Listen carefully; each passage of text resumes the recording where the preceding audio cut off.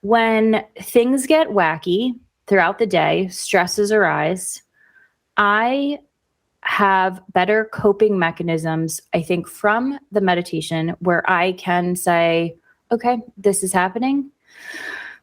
Let me just take a breath. And I think it's a really interesting way to self-soothe as an adult in a positive way that feels so simple. It's mind-blowing.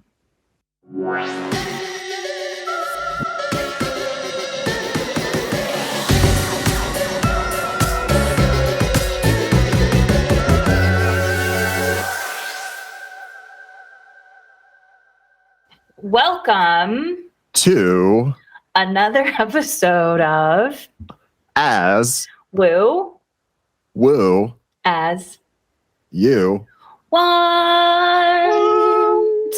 with Celine and the lovely, charismatic, delightful Jeremiah. Oh, I didn't say any. I know, it just felt right. I just wanted to do it. You didn't need to do it. You didn't need to do it. Thank you. I just noticed your green shirt.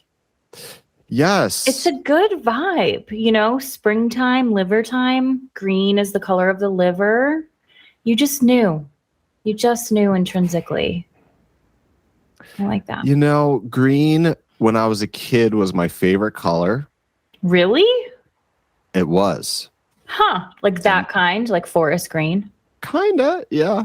Yeah. And then I for some reason I started liking blue more. But I'm kind of going back to green. It's a good idea. In traditional Chinese medicine, every season relates to an organ and an energy. And there's a whole different, every organ has a color, a smell, a taste, an element. And the springtime, which is the now time, is the liver time. And the liver color is green. Is it green? Now that I'm saying that. I want to say it's green, but it could be yellow, I'm looking it up. The good old dome I have sometimes gets confused. But we got to get that intern. We got to get that intern. Where is she? Or he? Yes, liver is the organ associated with spring. Yeah. Anyway, it's this whole big wheel, and every color, smell, element, taste. You learn this in your first year of acupuncture school. So for me, this was almost 10 years ago. So, hard to retain a lot of that information. I'm sure it's a lot of information. God, I don't remember the stuff from my grad school years. But yes. Well, anyway, that was a great introduction though. So, I know, right? Look at that. Yeah. Well, welcome everyone. Welcome back. It's just us today. We hope that's okay with you. I always do that. Yeah, hope that's okay. But people seem to listen, which is cool. Thanks for coming back. Thank you. Or watch. Hope you're watching that YouTube channel. Please subscribe. Ooh. Smash that subscribe button, as they say in YouTube parlance. Maybe I should animate something here. I'll do that. I'll totally do that. Do a little smash that subscribe button. Please comment and like. Yeah, be nice though. Ideally, be nice. We've but had a couple also, funny it's okay. comments. It's okay. Be honest. Be honest with us. Yeah, but we're happy you're back. We hope welcome to springtime. I do want to say a Aziz Pesach. Or a happy Passover and Easter and month of Ramadan. So it's the trifecta. This is quite a powerful time. It's a big vibe for the big cat in the sky. However it presents, it's a big time. I like big cat. I know. I feel like it's kind of, you could picture it however you want, just big cat in the sky. I'm into it. Yeah. I know. So does it usually not? I know that Easter and Passover are always parlayed together. Not even.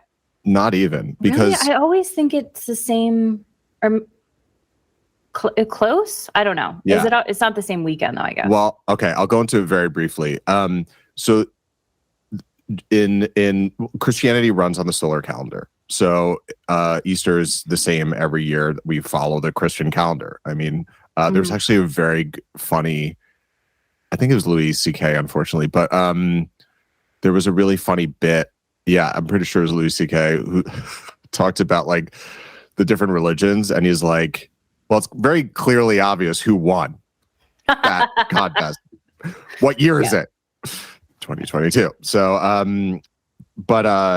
so Christian calendar is solar, and then the Jewish calendar and the Islamic calendar are actually both lunar. The difference is with the Jewish calendar, we have like a leap month. So the Jewish calendar, even though it's lunar, it kind of stays on track with the solar calendar. Whereas, so there's like an additional month sometimes in the Jewish calendar, which is kind of wacky. The Islamic calendar, though, is just lunar. So it's like Ramadan can happen in the summer. The month of Ramadan can happen in the summer, can happen in the winter, can happen in the spring. So the fact that it's all hitting now is quite unique. Right. It really, I don't know how often that happens, but it does not happen often. It's quite rare. Well, the Chinese calendar is also lunar. Okay. Right? That's your territory. Well, I think, because the Chinese New Year is in January. Okay. No, February. What am I saying? And it's always in February. Yeah. Yeah. Yeah. I mean, geez. Okay. So I get it. I get that. Yeah. Yeah. I mean, it's pretty wild that everything's happening right now. Yeah. So we're celebrating Jesus's resurrection. We're celebrating the Jews being freed out of the land of Egypt. And Ramadan is, I actually just looked it up because I wasn't completely familiar with it. I knew about the fasting every day, but it's when Muhammad first received revelation. So he received all of the books of the Quran and all the other books beforehand. Yeah. I remember when I had my newsletter, and it was during Easter time, and I was trying to write about stuff, and I was wondering where this, like, in, Christianity, there's Easter eggs and bunnies and, that symbology and where that comes from. And it's actually from more pagan times, this goddess Brigitte. And she made some sort of deal with, I forget which god it is, but essentially something about laying eggs and fertility comes into play. And so it's sort of the tradition of like Easter bunny comes from them. Yeah. So it's like fertile times. I mean, springtime also, Yeah. Springtime. Rebirth. I mean, yeah, absolutely. And the Passover Seder plate has a bunch of different things on it. And one of them is an egg. And so that is one of many kinds of symbols that it represents in terms of spring, in terms of the cycle, the circle, rebirth, all of that. So hopefully everyone is experiencing their own birth, even though it's according to astrology, we are experiencing a Pluto Capricorn situation. Yep. Pluto Cappy. Well, I mean, it's been there for a while, but now it's doing conjunctions and such. Yes. Yeah, the astrological weather the last few weeks has been pretty nutsy. Months. Yeah. God, this winter was wild. Like the Pisces situation that was happening, like emotional, crazy emotions. I know. And there was just a full moon also over the weekend. Right. So a lot of vibes. A lot of vibes. For sure. Yeah. Yeah. I mean, I've told you that for the past month now, I've been being very disciplined about meditating. And honestly, it's obviously the best. That's the TLDR of it. Yeah. If everybody could just, even 5 minutes sometime in your day, just do it for 5 minutes. And what's happening to me is as follows. When things get wacky throughout the day, stresses arise, I have better coping mechanisms, I think, from the meditation where I can say, okay, this is happening. Let me just take a breath. And I think it's a really interesting way to self-soothe as an adult in a positive way that feels so simple. It's mind-blowing. And I know you've been meditating. I know. But it's just wild. That's awesome. Yeah. Yeah. I mean, you were starting to sound like me a little bit. I feel like I always, my like meditation spiel, which by the way, I'm going to do another meditation episode soon for those who enjoy that, which is really wonderful. We've been getting like a decent number of listens on that. So I see you, whoever you are, and I will continue doing it. I'm going to do a basics meditation episode next. I haven't yet, ironically, but for the 4th meditation episode, I'll do a basics where I'm just going to go over the like basics of it, just some like guiding themes and things to keep in mind when you meditate. Anyway, but yes, so like I do usually say like even 5 minutes, even 1 minute. The phrase that I've definitely said a number of times on this podcast is I still love, I believe it was Alan Wallace, who was my teacher's teacher. You can look him up, but he was a Buddhist monk who worked with the Dalai Lama a bunch and is still around. And I believe he said that you can treat every breath as a meditation. And so it just shifts everything, Yeah. And I loved your reflection on it being a way for adults to self-soothe, because I totally feel that. Yeah. I mean, because I think, as we age, we still need to be soothed by something, even if you're 30, 40, 50, 70, and like a lot of times, most of the times we look to our partners, our friends, our families to help us do that. And while that's wonderful, and I think it's very important, but I think there's something to the ability to comfort yourself and feel good and empowered and safe just by being. And I mean, I just think it's invaluable. I mean, I know this is so obvious, but it hasn't been, and even in my work, like I talk about meditating, half of my treatments are meditations, essentially, of just being present in the body. But, I don't know. It's just been a very big game changer for me. And now I get kind of excited. I wake up and I'm like, gotta sit on my little block. I just got the chills. That's it. Like that I think we had talked about this a couple of weeks ago, and I was like, are you hooked yet? Because that's what happens. It's like, you want to do it. It's not, I think it's like anything, any kind of practice where I think the beginning is the hardest part.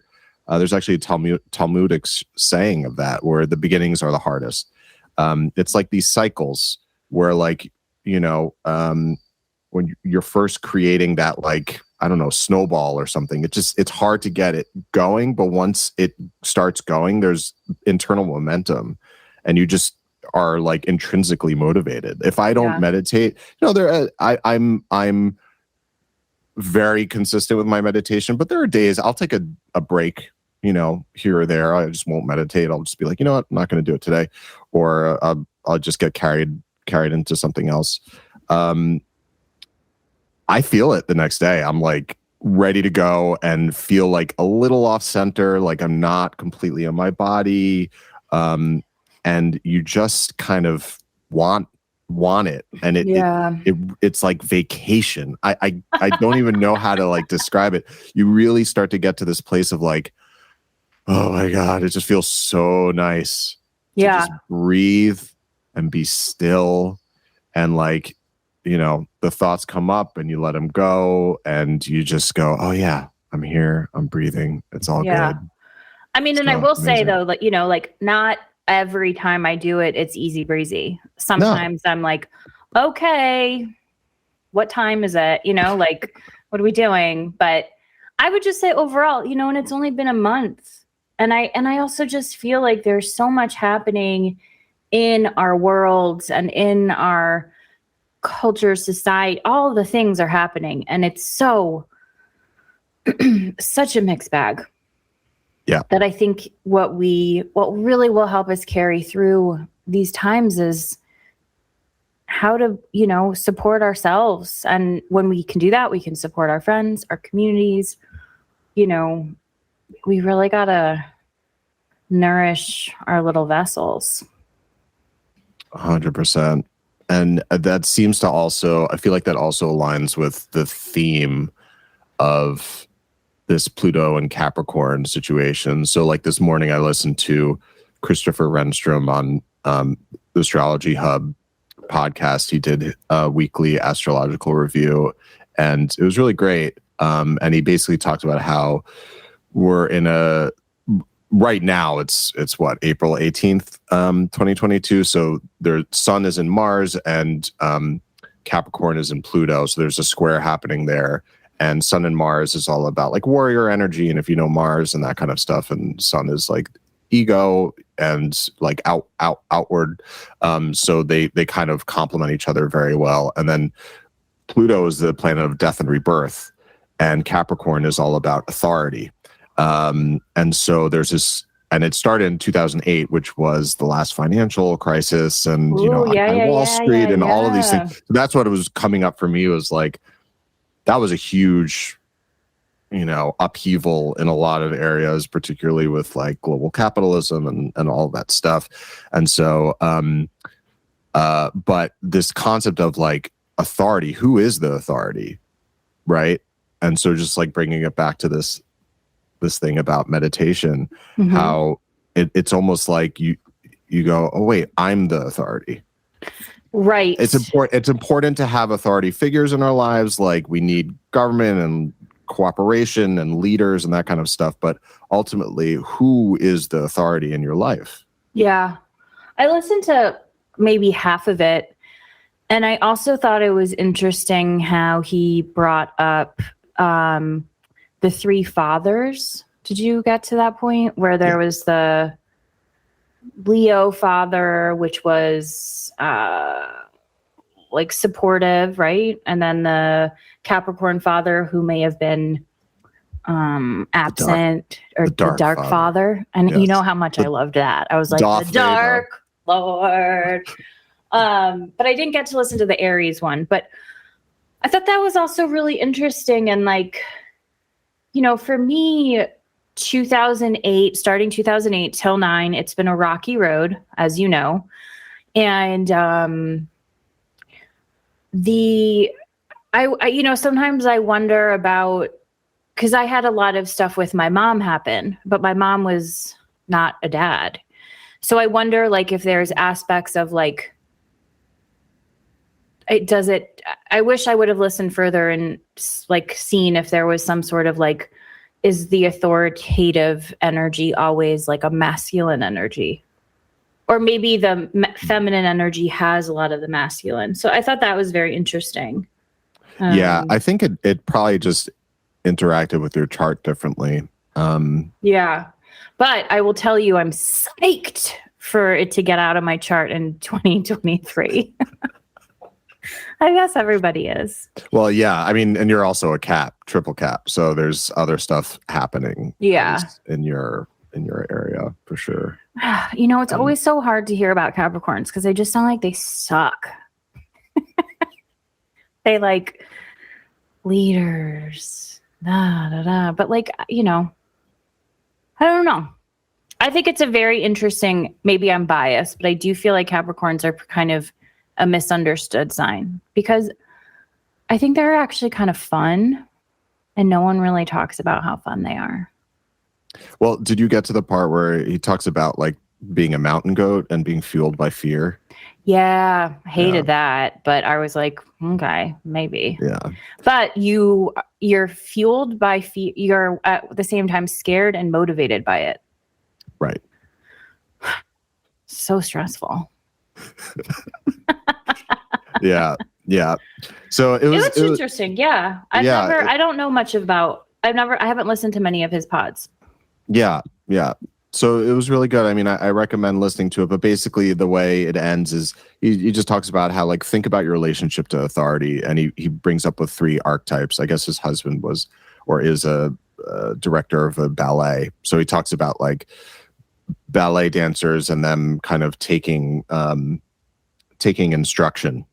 Ballet is it's interesting. He said it's almost militaristic, ballet performers, because they really like, use their bodies to the brink, and push their bodies to the edge and take direction. And they all have to be like very much aligned and, doing the parts exactly. So they take a lot of direction. And his husband said there are 3 types of ballet dancers. There's the people who take the direction. They're like, yep, okay, I need to fix that.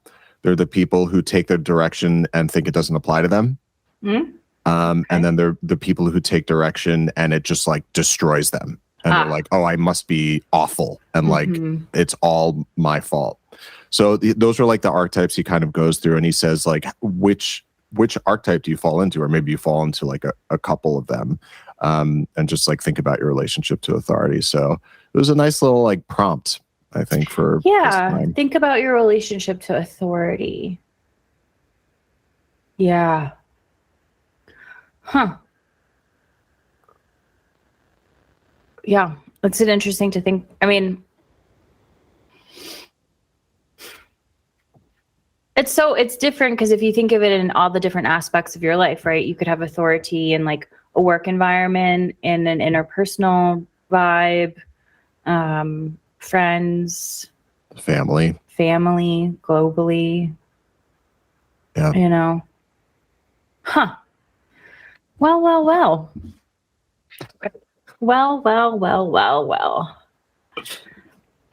Yeah, I don't know. It's something I have to think about. Yeah. Yeah, I've been thinking about it a lot too. Exactly.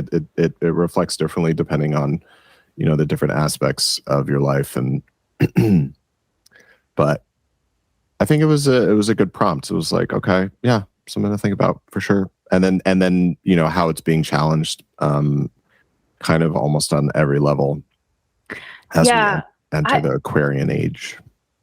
The last thing I'll say about it, I was under also, I feel like he said your relationship to authority and what that meant in 2008 and like what it is now.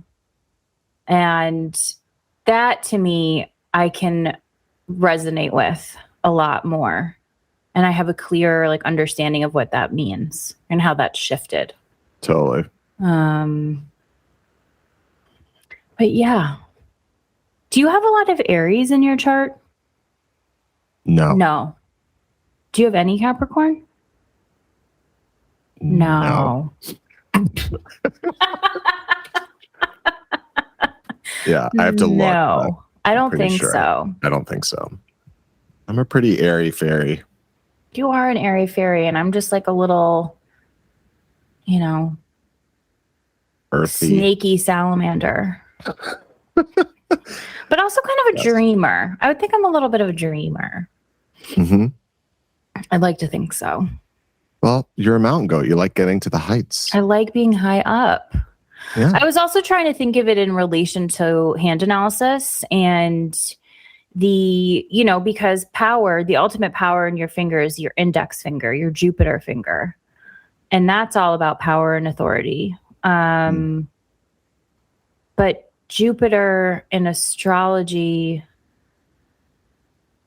is different than Pluto, obviously. Yeah. Yeah. So it doesn't really, I was trying to find a way for it to overlay, but I don't think it totally works. Yeah, because Saturn is what rules Capricorn. Yeah. They're the buddies. Winslow, we might need to cut this out because I can't remember the name of the book. Okay. But it was about like reframing how we look at Saturn. And instead of being this like curmudgeon-y, Chronos, terrifying time dictator, it was reframing it to think of Saturn as your ally, meaning like if we didn't have these like structures in place, like we wouldn't evolve, we wouldn't grow and change. So it sort of like creates these, boxes, but like, invisible boxes that you can like move into, grow out of. I feel like Saturn just gets a lot of guff. Yeah, no, I think that's a great reflection. Yeah, for what it's called. It's important to have structure.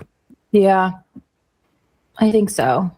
You can't be willy-nilly. And like, that's something that I feel like we talk a lot about on the pod. Like, I think there's a tendency, particularly with people who are spiritually inclined or like interested in these kinds of esoteric, I'm air quoting here, esoteric modalities where you can, and I'm speaking as someone who's airy-fairy, as I said earlier, like you can really get out there and you can really like lose yourself and not be embodied. And it's kind of been a common theme for us where it's like, your body's important. You are incarnated as much as maybe you don't want to be, or it's super fascinating and fun and exhilarating to have these like out of experiences or, psychedelic experiences even. But you need your body. Yeah. Like we are incarnated and we're here right now. This is the earth we're on, and we all have a role to play. Yeah. So. Yeah. And Saturn's really pretty. I remember, I don't know why, but when I was a kid, I was always fascinated with space, and I loved Saturn. Like it's like the coolest planet. It's like marbly, right? Well, it's marbly, but it has like, was it like 77 rings? Like it's just those rings are amazing, right? There's a couple. I think Uranus has like a thin ring, but like Saturn. The whole point is Saturn. I don't know if you've ever seen Saturn in a telescope, by the way, which is wacko. Like it's amazing. When I was in college, I'm so happy I did this, but like we took a class where we went to the top of it. This was at Boston University, for those who are familiar, but at the top of this Arts and Sciences building, there's just like tiny telescopes. There's nothing crazy. You could probably just buy it online if you wanted, get a telescope. But when you look at Saturn through a telescope, and you see the rings, it's just like wild. Wow. That there's like a thing that huge. And these rings are like, God knows how large, like, it's a massive planet. It's the second largest planet after Jupiter. So it's just a beautiful, I find very like elegant planet. Well, I mean, it tracks for Saturn, Yeah. It's big. It's like, it's refined. Maybe it is, it likes that. It likes the structure, the organization. Yeah, it's just very interesting. Chronos, father time. Father time. Yeah. Yeah. Well, I don't know. I think all we can do is just kind of be present with all these things, Yeah. And I mean, just back to what you were saying about meditation, I think it's such a crucial part of it all. Like, I don't know. It really does shift you in like the best ways.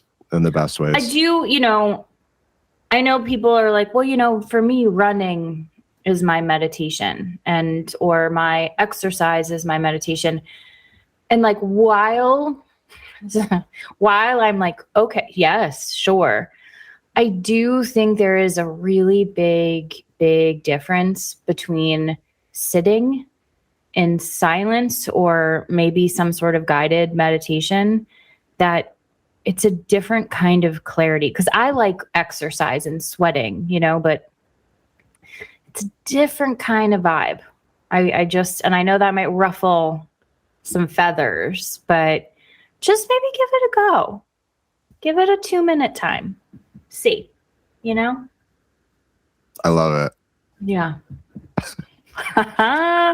Yeah. I mean, because ultimately, like, I think that's another part of it is, I've said this before, but like the only reason I got into meditation was because things got really bad for me, and I needed meditation. And I think that happens a lot for people where and maybe that's kind of plutonic, where, if you're comfortable and things are going well, like you don't want to change, like you don't want to shift. And then things happen in your life where it pushes you to shift. So like with meditation, I often don't like, I mean, I'm more than happy to talk about it and talk about the benefits of it, but I don't like push people, because I think it's a hard thing to motivate externally. Like it has to come intrinsically at some point, Yeah. Okay. But I will add, like, with all the people that I'm seeing these days and the world being very anxiety producing and scary, and a lot of people are looking to feel safer and better, it's not a push, but I do think it's akin to brushing your teeth. And I use that metaphor all the time, by the way. Really? It's weird that You've never said it to me. I might have, but that's kind of wild. That yes, it's totally brushing your teeth. So like, yeah, I don't want to make someone brush their teeth, but I also don't want your teeth to fall out. Like, and I think it's kind of the same with, I mean, I've been like meditating for a month and I'm like, listen, but listen, I think if you want to feel good in the bod, good in your head, it's like with a lot of my work, people are like, come to get treatments and we have a nice time. And I'm like, but there's more to do than just the treatment room. And our lives are vibrational, and so why not? I don't know. I get what you're saying, but I guess I would be more pushy, maybe as a Capricorn. And we've come full circle. Full circle, back on track. Yeah. Yeah. And to your point about sitting versus other meditative practices, I agree. I absolutely agree. I mean, it's different. It's totally different. And I think they all have their own benefits. But yes, I do think sitting still and just focusing on your breath for, a dedicated period of time really will shift you in unbelievable ways. And I totally use the teeth, the brushing teeth analogy, or like I also use like flossing. So it's like mental flossing. It's like you're kind of clearing out all the like clutter and gunk that just like builds up over time, that you just get inundated with so much bullshit over and over again. You just, every time you look at your phone, it's just like ingesting. And you got to clear that out of your system, Yeah. Not only that, but like just energetically. And I think that's, at least in my experience, when you start to meditate, that's when you start to get more energetically sensitive, and then you can start to even go deeper, and you start to go, oh, I'm now like seeing things that I ingested maybe from authority figures or other people that are deeper inside, and like that I need to clear that out. And then you can get into courting stuff where your visualization practice gets better and you have more focus because you've been practicing on focusing and taking the time to focus. So yeah, I mean, it's simple. And I think it's so bizarre, because we're so complicated. We make everything so complicated.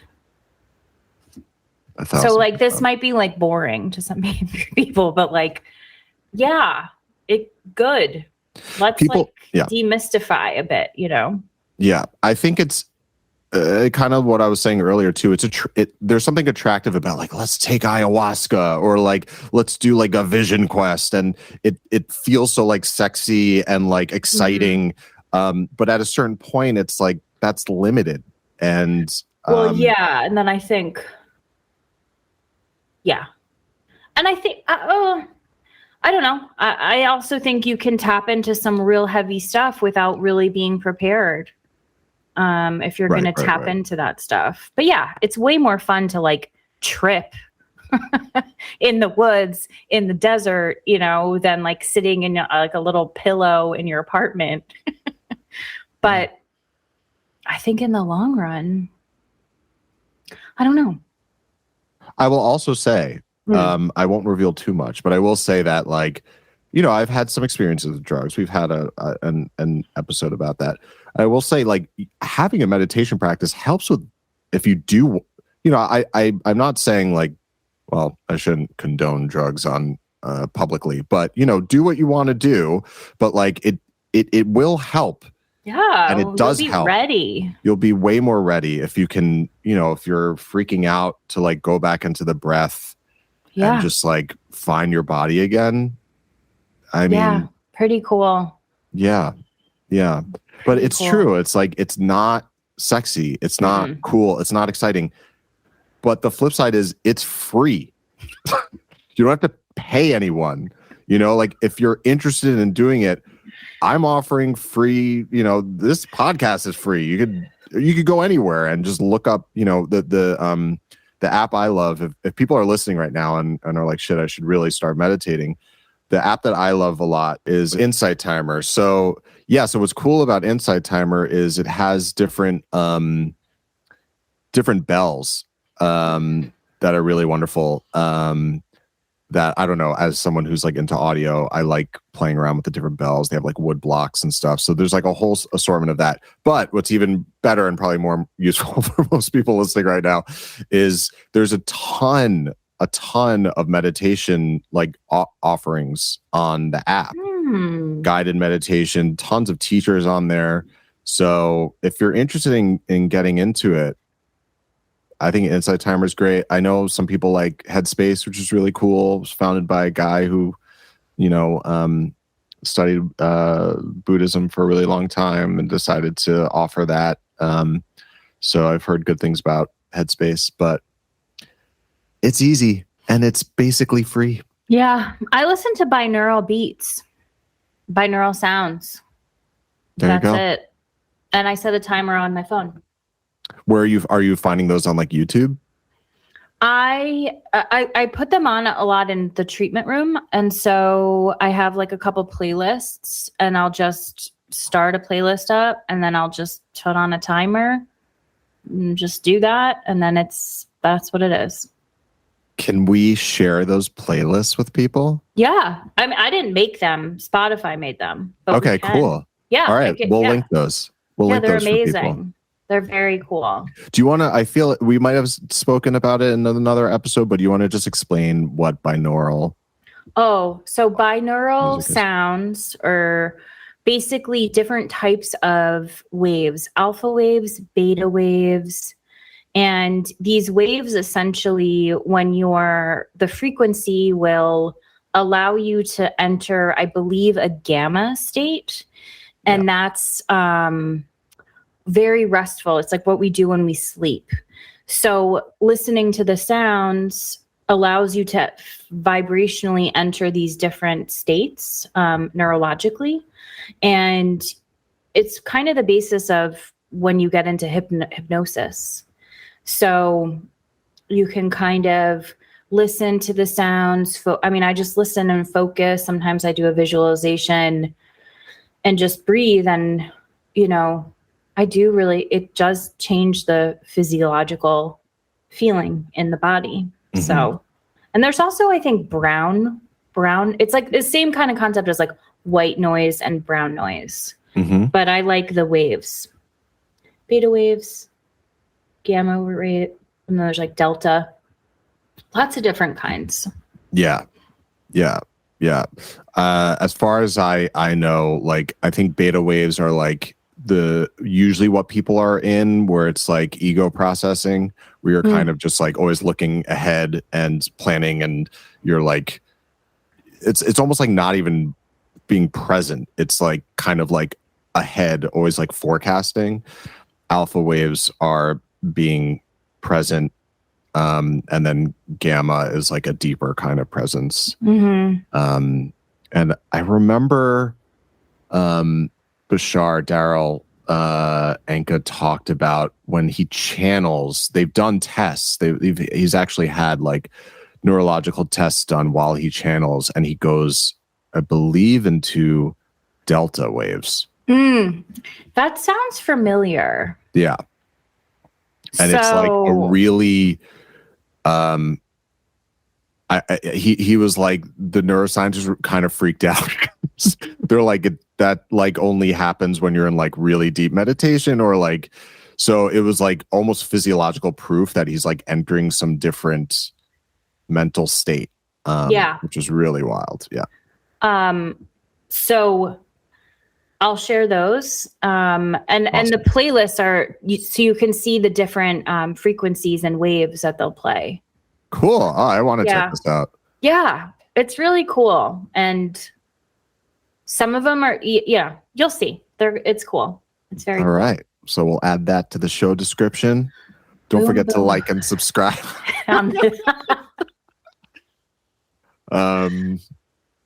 Meditation. Well, I feel really good about this app. I hope people got some nice little tidbits out of it. And yeah, if you haven't meditated, just try it out.